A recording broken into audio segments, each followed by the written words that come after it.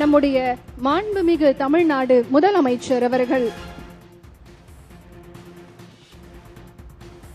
திங்களோடும் செழும்பருதி தன்னோடும் பிறந்த நம் அன்னை தமிழ் செந்தமிழ் மொழியை செம்மொழி சிம்மாசனத்தில் அமர்த்திய முத்தமிழ் வித்தகர் முத்தமிழ் அறிஞர் டாக்டர் கலைஞர் அவர்கள் பண்டை தமிழர் பண்பாடு தழைத்தோங்கும் கொங்கு தமிழ் கோவையில் செம்மொழி பூங்கா அமையும் என்று சொன்னதை இன்று நிறைவேற்றி தமிழ் நில வரலாற்றில் நிலைத்த புகழை பெற்றுள்ள அகர தமிழ் ஒலிக்கும் தமிழ்நாட்டை அரணாய் நின்று காக்கும் நம் மாண்புமிகு தமிழ்நாடு முதலமைச்சர் அவர்கள் செம்மொழி பூங்காவிற்கான கல்வெட்டை திறந்து வைத்து சிறப்பித்திருக்கிறார்கள்.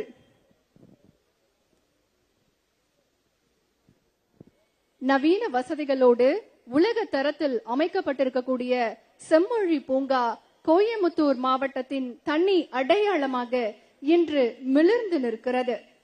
45 ஏக்கரில் 208.50 கோடி ரூபாய் மதிப்பில் தாவரவியல் பூங்கா, 23 வகையான தோட்டங்கள், செம்மொழி வனம், கடை 7 வள்ளல்களின் சிலைகள், ஜெர்மன் தொழில்நுட்பத்தில் மழைநீர் சேகரிப்பு என செம்மொழி பூங்காவின் சதுக்கத்தை திறந்து வைத்து பொதுமக்களுக்கு அர்ப்பணிக்குமாறு மாண்புமிகு தமிழ்நாடு முதலமைச்சர் அவர்களை பணிவன்புடன் கேட்டுக்கொள்கின்றோம்.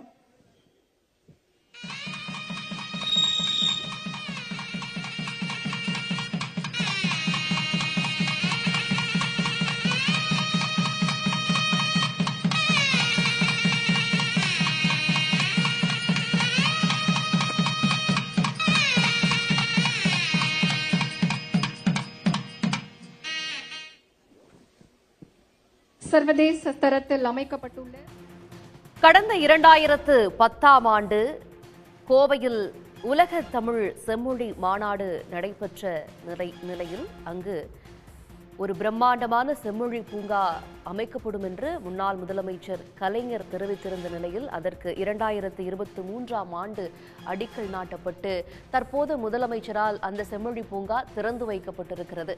இது பற்றிய கள விவரங்களோடு இணைகிறார் நமது செய்தியாளர் மோகன். கிட்டத்தட்ட 45 ஏக்கர் பரப்பளவில் இந்த பிரம்மாண்டமான செம்மொழி பூங்கா கோவை மாநகரில் அமைக்கப்பட்டிருக்கிறது. இதனுடைய சிறப்புகள்லாம் என்ன? எவ்வளவு செலவு இந்த பூங்காவுக்கு செய்யப்பட்டிருந்தது? என்னென்ன அம்சங்கள் இந்த பூங்காவில் இடம்பெற்றிருக்கு? கோவை மக்களின் கனவு திட்டமாக இருந்த செம்மொழி திட்டம் என்பது அரங்கேறி இருக்கிறது. கடந்த 2010ஆம் ஆண்டு உலக தமிழ் செம்மொழி மாநாடு கோவையில் நடைபெற்ற பொழுது அப்பொழுது முதலமைச்சராக இருந்த மு.க. ஸ்டாலின் அவர்களால் கோவைக்கு செம்மொழி பூங்கா அறிவிக்கப்பட்டது. பின்பு வந்த ஆட்சியாளர்கள் இதனை கிடப்பில் போட்ட பின்பாக 2023ஆம் ஆண்டு மீண்டும் திமுக ஆட்சி காலத்தில் தமிழ்நாடு முதலமைச்சர் மு.க. ஸ்டாலின் அவர்கள் இத்திட்டத்தை விரிவுபடுத்த திட்டமிட்டு அதன் அடிப்படையில் நிதி ஒதுக்கீடு செய்தார். கோவையினுடைய மைய பகுதியாக என்று சொல்லக்கூடிய காந்திபுரம் பகுதியில் உள்ள சிறைச்சாலைக்கு பின்புறம் தான் சுமார் 150 ஏக்கருக்கு பரப்பளவில் மேலான உள்ள இடத்தில் முதற்கட்டமாக 45 ஏக்கர் பரப்பளவில் 200 கோடி ரூபாய் ஒதுக்கீடு செய்யப்பட்டு பல்வேறு சிறப்பு அம்சங்களுடன் கூடிய செம்மொழி பூங்காவை கட்டுவதற்கான பணிகள் ஆரம்பமாகின. இந்த நிலையில் கடந்த 2 வருடங்களாக இரவு பகல் பாராமல் விறுவிறுப்பாக நடந்து வந்த பணிகள் என்பது முடிவுற்றிருக்கிறது. அதன் அடிப்படையில் தான் இந்த செம்மொழி பூங்கா என்பது தற்போது திறந்து வைக்கப்பட்டிருக்கிறது. தமிழ்நாடு முதலமைச்சர் மு.க. ஸ்டாலின் கோவை மற்றும் ஈரோட்டுக்கு 2 நாள் பயணமாக வந்திருக்கக்கூடிய சூழலில் முதல் பயணத்தினுடைய முதல் நிகழ்வாக இந்த செம்மொழி பூங்காவை திறந்து வைத்திருக்கின்றார். இந்த செம்மொழி பூங்காவை பொறுத்தவரையில் நான் ஏற்கனவே குறிப்பிட்டது போல கோவையினுடைய ஒரு அடையாளமாக மாறி இருக்கிறது. கோவை மக்களினுடைய மிக எதிர்பார்ப்புக்கிடையில் இந்த பூங்கா என்பது திறக்கப்பட்டிருக்கிறது. பல்வேறு சிறப்பம்சங்கள் இதில் இடம்பெற்றிருக்கின்றன. குறிப்பாக இந்த முதல் கட்டமாக 45 ஏக்கர் பரப்பளவில் கட்டி முடிக்கப்பட்டிருக்கிற செம்மொழி பூங்காவை பொறுத்தவரையில் பல்வேறு தோட்டங்கள் அமைக்கப்பட்டிருக்கின்றன. குறிப்பாக செம்மொழி பூங்காவில் செம்மொழி வனம், மூலிகை தோட்டம், மகரந்த தோட்டம், நீர் தோட்டம், மனம் கபில் தோட்டம், பாலைவன தோட்டம், மலர் தோட்டம், மூங்கில் தோட்டம், நட்சத்திர தோட்டம், ரோஜா தோட்டம் மற்றும் பசுமை வனம் போன்ற 23 விதமான தோட்டங்கள் அமைக்கப்பட்டிருக்கின்றன. இதில் மிக முக்கியமாக இந்த செம்மொழி என்று சொன்னாலே நம் சங்க இலக்கியத்தை நினைவு கூறுவது வழக்கமான ஒன்றாகவும் முதன்மையானதாகவும் இருக்கும். அதன் அடிப்படையில் இந்த செம்மொழி பூங்காவில் சங்க இலக்கியத்தில் குறிப்பிட்டிருக்கக்கூடிய பல்வேறு செடிகள், அரிய மரங்கள் நடப்பட்டுள்ளன. குறிப்பாக 100க்கும் மேற்பட்ட செடிகள் அமைக்கப்பட்டு அமைக்கப்பட்டிருக்கிறது. இந்த செம்மொழி பூங்காவில் இருக்கக்கூடிய சங்க இலக்கியங்களில் இடம்பெற்றுள்ள மரங்களை பொறுத்தவரையில் செண்பக மரம், கல்கிழவு, மிளகு மரம், கல் திராட்சை, திருவொட்டு மரம், கலிகுடா, வரிகமுகு, மலைப்பூ வரசு, எலிச்சுவழி, குங்கும மரம் உள்ளிட்ட ஏராளமான சங்க இலக்கியங்களில் இடம்பெற்ற மரங்கள் எல்லாம் இதில் இடம்பெற்றிருக்கின்றன. இதே போன்று செம்மொழி பூங்காவுடைய நுழைவாயில் ஒரு பிரம்மாண்டமான ஒரு செயற்கை அருவி என்பது கட்டமைக்கப்பட்டிருக்கிறது. இது ஒரு இயற்கையான கட்டமைப்பில் நாம் சென்று பார்க்கும் பொழுது எவ்வாறான தோரணை இருக்குமோ அதே போன்று ஒரு தோரணையில் மரங்கள் நிறைந்தும் அதே போல விலங்குகள் நின்று போன்ற ஒரு காட்சியை போடக்கூடிய ஒரு செயற்கை வன கட்டமைப்புடன் இந்த அருவி என்பது கட்டமைக்கப்பட்டிருக்கிறது. இதில் மிக முக்கியமாக 2000க்கும் மேற்பட்ட ரோஜா செடிகளும் இந்த செம்மொழி பூங்காவில் இருக்கிறது. இதில் வரக்கூடியவர்கள் விளையாடுவதற்கு ஏதுவாக 14,000 சதுர அடி பரப்பளவில் விளையாட்டு திடல், கடையேழு வள்ளல்களின் கற்சிலைகள், திறந்தவெளி அரங்கம், செயற்கை நுண்ணறிவு உடற்பயிற்சி உபகரணங்கள், சங்க இலக்கியம் ஏற்பட்டுள்ள மரம், செடி, கொடிகள் மற்றும் அதனுடைய விவரங்களை அறிந்து கொள்வது வகையாக QR கோட் வசதிகள், அதே போன்று வரக்கூடிய வாகனங்கள், அதாவது இந்த செம்மொழி பூங்காவிற்கு வரக்கூடிய சுற்றுலா பயணிகள் மற்றும் பொதுமக்களுடைய வாகனங்கள் நிறுத்துவதற்கு ஒரு பிரம்மாண்டமான திடல் ஏற்பாடு செய்யப்பட்டிருக்கிறது. காலை மற்றும் மாலை நேரங்களில் உடற்பயிற்சி செய்வதற்காக நடைபயிற்சி செய்வதற்காக 2 கிலோமீட்டர் சாலைக்கு நடைபயிற்சி, இயற்கை சூழல் சார்ந்த ஒரு நடைபயிற்சி சாலை அமைக்கப்பட்டிருக்கிறது. குழந்தைகள் விளையாடுவதற்கான பிரத்யேக திடல்கள் அமைக்கப்பட்டிருக்கின்றன. உள் வன மாதிரி கட்டமைப்பு அமைக்கப்பட்டிருக்கிறது. மிக முக்கியமாக மாற்றுத்திறனாளிகள் வரக்கூடிய சூழலில் அவர்கள் இந்த பூங்காவை 45 ஏக்கர் பரப்பளவில் உள்ள இந்த பூங்காவை அவர்கள் சுற்றி பார்க்குவது ஏதுவாக பேட்டரி வாகனங்கள் அறிமுகம் செய்யப்படுகின்றன. மாற்றுத்திறனாளிகள் பிரத்யேகமாக விளையாடுவதற்காக பிரத்யேக விளையாட்டு திடலும் கட்டமைக்கப்பட்டிருக்கிறது. வரக்கூடியவர்களுக்கு சுத்திகரிக்கப்பட்ட குடிநீர் வசதி ஏற்பாடு செய்யப்பட்டிருக்கிறது. இந்த செம்மொழி பூங்கா என்று சொல்லும்போது பழங்கால விடயங்கள் எல்லாம் நினைவுக்கு வரும். அதனை நினைவு கூறும் வகையில் பழங்கால பொருட்களுடைய அருங்காட்சியம் அமைக்கப்பட்டிருக்கிறது. தாவரவியல் அருங்காட்சியம், படிப்பகம், மதியங்காடி, ஜெர்மன் தொழில்நுட்பத்துடன் கூடிய மழைநீர் சேகரிப்பு பணிகள் உள்ளிட்ட ஏராளமான சிறப்பம்சங்கள் கூடிய ஒரு மிக முக்கியமான செம்மொழி பூங்காவாக இது உருவெற்றிருக்கிறது. இந்த திட்டத்தை நான் குறிப்பிடும் பொழுது ஏற்கனவே இந்த திட்டம் என்பது எப்பொழுது நிறைவேறும் என்று பொதுமக்கள் கனவு காண்டு கொண்டிருந்தார்கள் என்றுதான் சொல்ல வேண்டும். இது விரைவில் கோயம்புத்தூருக்கு வந்துவிடாதா என்ற ஏக்கத்தில் இருந்தார்கள். அவருடைய ஏக்கத்தை தீர்க்கும் வகையில், அவர்கள் கனவை நனவாக்கும் வகையில் தான் இந்த திட்டம் 2 ஆண்டுகளில் நிறைவேற்றப்பட்டிருக்கிறது. நான் ஏற்கனவே குறிப்பிட்டது போல 2023ஆம் ஆண்டு அடிக்கல் நாட்டப்பட்ட இத்திட்டம் என்பது 2 ஆண்டுகளில் விறுவிறுப்பாக நடந்த கட்டுமான பணிகளுக்கிடையே 45 ஏக்கர் பரப்பளவில் முதற்கட்டமாக பிரம்மாண்டமான செம்மொழி பூங்கா என்பது கட்டமைக்கப்பட்டிருக்கிறது. வழக்கமான பூங்காக்களில் தாவரங்கள் இருக்கும், செடிகள் இருக்கும், இயற்கை கட்டமைப்புகள் இருக்கும் என்பதனை கடந்து அறிவு சார்ந்த பல விடயங்கள், நூலகம், படிப்பகம், அதே போன்று இருக்கக்கூடிய செடிகளின் விவரங்கள், குறிப்பாக மண் சார்ந்த, மரபு சார்ந்த, சங்க இலக்கியம் இருக்கக்கூடிய பழங்கால மரங்கள், அதனுடைய மகத்துவம் உள்ளிட்டவற்றை நவீன வசதியுடன் அறிந்து கொள்ளும் வகையில் QR கோடு போன்றவையும் அறிமுகப்படுத்தப்பட்டு இந்த பிரம்மாண்டமான பூங்கா என்பது திறந்து வைக்கப்பட்டிருக்கிறது. தமிழ்நாடு முதலமைச்சர் MK ஸ்டாலின் அவர்கள் திறந்து வைத்துவிட்டு தற்பொழுது இந்த பூங்காவை முழுமையாக சுற்று பார்த்து விட்டிருக்கிறார். மிகவும் எதிர்பார்ப்புக்கிடையில் இந்த பூங்கா என்பது திறக்கப்பட்டிருக்கிறது. இதற்கு பின்பாக பொதுமக்கள் உள்ளே சென்று இந்த பூங்காவினுடைய சிறப்பம்சங்களை பார்வையிடையும் இருக்கின்றார்கள். நிச்சயமாக விரிவாக பல்வேறு தகவல்களை பகிர்ந்தீர்கள் மோகன். இதற்கிடையே நம்முடன் நமது செய்தியாளர் தென்னிலவனும் இணைந்திருக்கிறார். தென்னிலவன், 2010 கோவை மக்களால மிகவும் வரவேற்கப்பட்ட ஒரு நிகழ்வு கொடிஷியாவில் நடைபெற்றது. செம்மொழி மாநாடு, உலக தமிழர் செம்மொழி மாநாடு நடைபெற்றது. இந்த நிலையில 13 ஆண்டுகளுக்கு பிறகு அதையெல்லாம் நினைவு கூறக்கூடிய வகையில் பல்வேறு அம்சங்களோடு இந்த செம்மொழி பூங்கா திறக்கப்பட்டிருக்கிறது.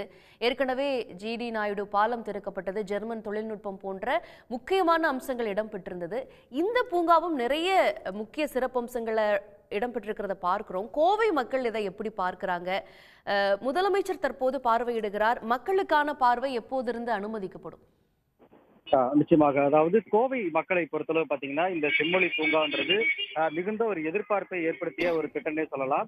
குறிப்பாக கடந்த 2010ஆம் ஆண்டு கோவையில் பிரம்மாண்டமாக நடைபெற்ற உலக தமிழ் செம்மொழி மாநாட்டின் போது அப்போதைய முதல்வர் கலைஞர் கருணாநிதியால் இங்கே அதாவது கோவை மாவட்டத்துல பிரம்மாண்டமான முறையில் ஒரு செம்மொழி பூங்கா அமைக்கப்படும் என அறிவித்தார். அந்த திட்டத்தை செயல்படுத்தும் வகையில் தான் கடந்த 2023 டிசம்பர் மாதம் தற்போதைய தமிழக முதல்வர் MK ஸ்டாலின் கோவை அந்த மத்திய சிறை மைதானத்தில் வந்து ஒரு பிரம்மாண்டமான செம்மொழி பூங்கா அமைக்கப்படும் என அறிவித்து அடிக்கல் நாட்டினார். அதனைத் தொடர்ந்துதான் இங்கு வந்து இந்த செம்மொழி பூங்கா அமைக்கும் பணியானது தீவிரமாக நடைபெற்று வந்தது. தற்போது 45 ஏக்கர் பரப்பளவில் அந்த செம்மொழி பூங்காவானது அமைக்கப்பட்டு மக்கள் பயன்பாட்டிற்கு தற்போது முதல்வர் திறந்து வைக்கிறார். குறிப்பாக பாத்தீங்கன்னா இந்த செம்மொழி பூங்காவை பொறுத்தளவு பாத்தீங்கன்னா இங்க வந்து செம்மொழி வனம், அதே போல மகரந்த வனம், மூலிகை வனம், நீர் வனம், நட்சத்திர வனம் என கிட்டத்தட்ட 23 விதமான தோட்டங்கள் வந்து அமைக்கப்பட்டிருக்கிறது. இந்த தோட்டங்கள்ல 2000க்கும் மேற்பட்ட செடி கொடி மரங்கள் உள்ளிட்ட தாவர வகைகள் என கிட்டத்தட்ட 5 லட்சத்துக்கும் மேற்பட்ட தாவரங்கள் வந்து இந்த பூங்காவில் வந்து வைக்கப்பட்டிருக்கிறது. அதே போல இந்த செம்மொழி வனத்தில் வந்து சங்க இலக்கியங்களில் இடம்பெற்றுள்ள மரங்கள் செடிகள் வந்து நடவு செய்யப்பட்டிருக்கிறது. மேலும் அதாவது இந்த செம்மொழி பூங்காவை பொறுத்தளவு பாத்தீங்கன்னா பல்வேறு அம்சங்கள் வந்து அமைஞ்சிருக்கிறது. ஒரே இடத்தில் பல்வேறு வகையான தாவரங்களை வந்து பொதுமக்கள் பார்வையிட முடியும். மேலும் இந்த பூங்காவை பொறுத்தளவு பாத்தீங்கன்னா கோவில் மட்டுமல்லாமல் பல்வேறு பகுதிகளில் இருந்து வரக்கூடிய மாணவ மாணவிகள் வந்து உள்ளே சென்று பார்த்து அதனை தெரிந்து கொள்ளும் வகையில் தான் ஏற்பாடானது செய்யப்பட்டிருக்கிறது. கிட்டத்தட்ட ஒரே நேரத்தில் அதாவது இந்த செம்மொழி பூங்கா இருக்கக்கூடிய ஒரு அரங்கம் அமைக்கப்பட்டிருக்கிறது. இந்த அரங்கத்துல வந்து ஒரே நேரத்தில் 500 பேர் அமரக்கூடிய வகையில வந்து இந்த திறந்தவெளி அரங்கமானது தற்போது மக்கள் பயன்பாட்டிற்கு வர இருக்கிறது. மேலும் பல்வேறு அம்சங்கள் அதே போல வசதிகள், மேலும் பாத்தீங்கன்னா கண்காணிப்பு கேமராக்கள், வாகன நிறுத்தும் இடம் என பல்வேறு வசதிகளுடன் இந்த செம்மொழி பூங்காவானது தற்போது மக்கள் பயன்பாட்டிற்கு திறந்து விடப்பட்டிருக்கிறது. குறிப்பாக கோவை மாவட்டத்தை பொறுத்தளவு பாத்தீங்கன்னா அதிக அளவு கல்வி நிறுவனங்கள் அதே போல தொழிற்சாலைகள் இருக்கக்கூடிய ஒரு பகுதியாக இருக்கிறது. இதன் காரணமாக பாத்தீங்கன்னா இங்கு பயிலக்கூடிய மாணவர்கள் நேரடியாக இந்த செம்மொழி பூங்காவிற்கு வரவழைத்து இங்க இருக்கக்கூடிய இந்த தாவர வகைகள் வனங்கள் குறித்தான விவரங்களை வந்து அவர்களுக்கு தெரிவிக்க முடியும். மேலும் செம்மொழி பூங்காவில் அமைக்கப்பட்டிருக்கக்கூடிய அரங்கங்கள்ல வந்து பாத்தீங்கன்னா அரசு பள்ளி மாணவ மாணவிகளின் நிகழ்ச்சிகளை வந்து நடத்துவதற்கான ஒரு வழிவகையும் இதுல இருக்கிறது. குறிப்பாக சொல்ல போனா இந்த செம்மொழி பூங்கா அப்படின்றது வந்து கோவை மக்களுக்கு ஒரு கனவு திட்டமாகவே வந்து பார்க்கப்படுகிறது. இதுவரை பாத்தீங்கன்னா தமிழக முதல்வர் 15 முறை கோவைக்கு வந்து சுற்றுப்பயணம் மேற்கொண்டிருக்கிறார். இந்த சுற்றுப்பயணத்தின் போது பாத்தீங்கன்னா பல்வேறு திட்டங்கள், குறிப்பாக ஆட்சி பொறுப்பேற்ற பிறகு முதல் முறையாக கொரோனா பாதிப்பு இருந்த நேரத்தில் நேரடியாக அதாவது இந்த கொரோனா பாதிக்கப்பட்டவர்களை உள்ளே சென்று பார்த்திருக்கிறார். அதனைத் தொடர்ந்துதான் கோவை மாவட்டத்திற்கு 15 முறை வந்த முதல்வர் பல்வேறு திட்டங்களை வந்து அமல்படுத்தியிருக்கிறார். குறிப்பாக சிட்கோ பகுதியில வந்து தொழிலாளர்கள் தங்கக்கூடிய ஒரு விடுதி வந்து அமைக்கப்பட்டு அதனையும் வந்து நேரடியாக முதல்வர் திறந்து வைத்தார். அண்மையில் கூட பாத்தீங்கன்னா ஜிடி நாயுடு மேம்பாலம் வந்து மக்கள் பயன்பாட்டிற்கு திறந்து வைக்கப்பட்டிருக்கிறது. கோவையில் வந்து அதாவது தங்க நகை பூங்காவும் வந்து அமைப்பதற்கான அடிக்கல் நாட்டு விழாவும் நடைபெற்றிருக்கிறது. இதெல்லாம் பாத்தீங்கன்னா கோவை தங்க நகை பற்றை தொழிலாளர்களோட நீண்ட நாள் கோரிக்கை, அந்த கோரிக்கையை ஏற்றுதான் இங்கு அடிக்கல் நாட்டப்பட்டிருக்கிறது. அதே போல இன்றைய தினம் கூட ஒரு சிறப்பு வாய்ந்த நிகழ்ச்சியானது கோவையில் நடைபெற இருக்கிறது. குறிப்பாக என்னன்னு பார்த்தோம்னா அதாவது முதலீட்டாளர் மாநாடு, TN ரைஸ் என்ற அந்த முதலீட்டாளர் மாநாடும் வந்து நடைபெற இருக்கிறது. ஏற்கனவே கடந்த 2021ஆம் ஆண்டு நடைபெற்ற முதலீட்டாளர் மாநாட்டிலும் கூட கிட்டத்தட்ட 34,000 கோடி மதிப்பீட்டுல ஒரு 74,000 பேத்துக்கு வேலை வாய்ப்பு வழங்கக்கூடிய ஒரு 52 தொழில் நிறுவனங்களுடன் ஒரு புரிந்துணர்வு ஒப்பந்தமானது போடப்பட்டது. அதே போலதான் இன்றைய நடைபெறக்கூடிய அந்த முதலீட்டாளர் மாநாட்டில் கிட்டத்தட்ட 43,884 கோடி மதிப்பீட்டுல கிட்டத்தட்ட 1,70,000 நபர்களுக்கு வேலை வாய்ப்பை ஏற்படுத்தக்கூடிய ஒரு வகையில வந்து பாத்தீங்கன்னா ஒரு 158 நிறுவனங்களுடன் புரிந்துணர்வு ஒப்பந்தமானது போடப்பட இருக்கிறது. இது குறித்து பாத்தீங்கன்னா ஏற்கனவே அமைச்சர் டிஆர்பி ராஜா கூட தனது வலைதளத்து பக்கத்துல வந்து தெரிவித்திருந்தாரு. குறிப்பாக இந்த முறை வந்து electronics, auto electronics, aerospace, defence, அதே போல ட்ரோன், சிறிய ரக விமானங்கள், அதே போல டிஜிட்டல் இன்ஃப்ராஸ்ட்ரக்சர் உள்ளிட்ட பல்வேறு மையங்களை அமைத்து கோவை மாவட்டம் ஏற்கனவே இருக்கக்கூடியது போல ஒரு தொழில்துறையின் மிகப்பெரிய ஒரு புரட்சியை ஏற்படுத்தும் வகையில் இந்த முதலீட்டாளர் மாநாடு அமைய இருக்கிறது. தற்சமயம் பாத்தீங்கன்னா பிரம்மாண்டமான இந்த செம்மொழி பூங்காவானது மக்கள் பயன்பாட்டிற்கு திறந்துவிடப்படுகிறது. இதனைத் தொடர்ந்து அதாவது இந்த பூங்காக்கு வரக்கூடிய மக்களுக்கு வந்து ஒரு சிறிய அளவிலான கட்டணமும் நிர்ணயிக்கப்பட்டிருக்கிறது. குறிப்பாக 50 ரூபாய் செலுத்தி இந்த செம்மொழி பூங்காவிற்கு செல்ல ஏற்பாடு செய்யப்பட்டிருக்கிறது. அதே போல வார இறுதி நாட்கள் நாட்கள்ல இங்க வந்து அதிக அளவு தொழிற்சாலைகள் தொழிலாளர்கள் இருக்கக்கூடிய காரணத்தினால வார இறுதி நாட்கள்ல தொழிலாளர்கள் தங்கள் குழந்தைகளை அழைத்துக் கொண்டு இந்த செம்மொழி பூங்காவிற்கு செல்வதற்கான ஒரு ஒரு மிகவும் எதிர்பார்த்த ஒரு அம்சமாக இதை பார்க்கப்படுகிறது. தற்சமயம் பயன்பாட்டிற்கு வந்திருக்கக்கூடிய இந்த செம்மொழி பூங்கா கோவை மக்களிடையே மிகுந்த ஒரு வரவேற்பை பெற்றிருக்குன்னே சொல்லலாம். விவரங்களுக்கு நன்றி தென்னிலவன்.